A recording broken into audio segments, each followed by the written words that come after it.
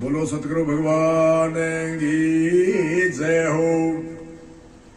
पहले आज के सूत्र में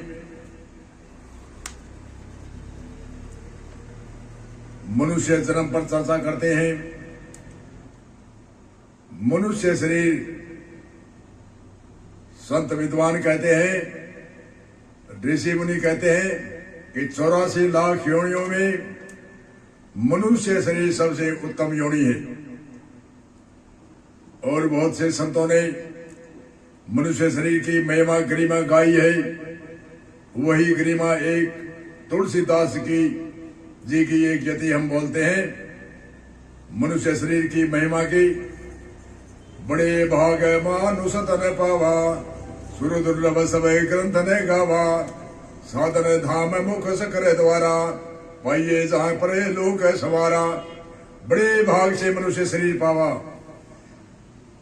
सुर कहते हैं देवता भी मनुष्य शरीर की परमात्मा से प्रार्थना करते हैं, हे प्रमात्मा हमें भी मनुष्य शरीर देव। तो ऐसी क्या विशेषता है मनुष्य शरीर में और देवताओं में क्या कमी है जिसके कारण से वो मनुष्य शरीर की परमात्मा से प्रार्थना करते हैं? तो देवता कहते हैं हम पुण्य, देवता पुण्य भोग सकता है, पुण्य को बढ़ा नहीं सकता, ये कमी है।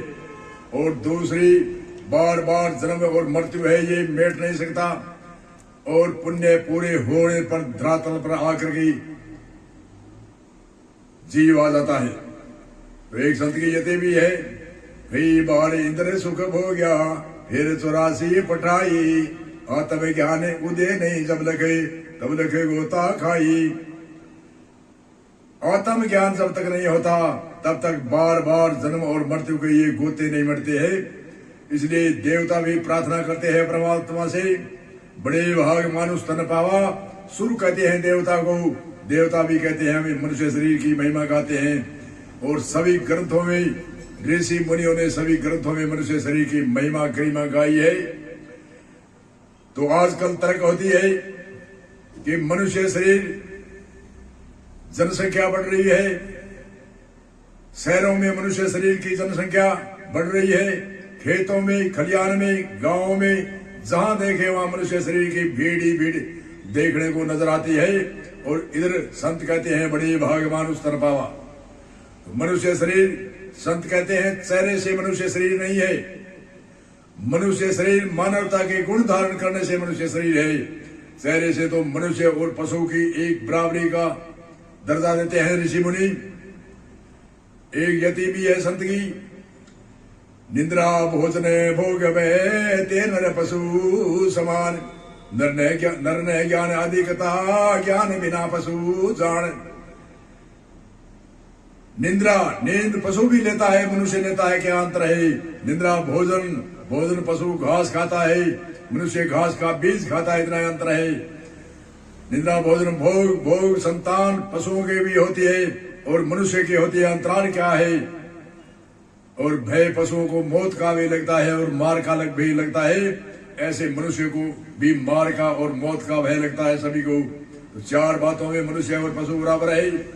अगली यति में बताते हैं नर ने ज्ञान आदि कथा, ज्ञान विनाश पशु जान। नर ने ज्ञान आदि कथा, ज्ञान बिना पशु जान। ज्ञान किसे कहते हैं?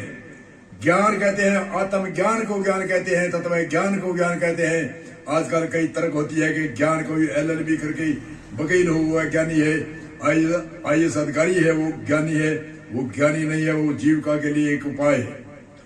जैसे IAS डिग्री, जब राम नाम वह सत्य होगा, उसके साथ में IAS डिग्री हो, चाहे कोई भी डिग्री हो, वह राम नाम शरीर के साथ में सत्य, राम नाम सत्य होगी। इसलिए वह जीविका के उपाय है डिग्रियां। जैसे चाहे कोई खेती करके अपनी जीविका चलाओ, व्यापार करो, चाहे नौकरी सरकारी या प्राइवेट, कोई भी जीविका चलाने के लिए जो नौकरी करता है उनको डिग्री वह एक जीविका के लिए होती है, वह आत्म ज्ञान के लिए नहीं है, तत्व ज्ञान के लिए नहीं है। इसलिए संतों ने ज्ञान किसको कहा है? नर ने ज्ञान आदि कथा, ज्ञान बिना पशु जान। ज्ञान कहते हैं तत्व ज्ञान को ज्ञान कहते हैं, आत्म ज्ञान को ज्ञान कहते हैं। इसी सूत्र में हम विराम देते हैं। और दूसरे सूत्र में और गुरु तत्व का क्या महत्व है, इनकी चर्चा करेंगे। इसी सूत्र में हम विराम देते हैं। आगे सभा के प्रभावित से जो भी विषय चलेगा वह चलता रहेगा। बोलो जय सिया राम, जय सिया राम।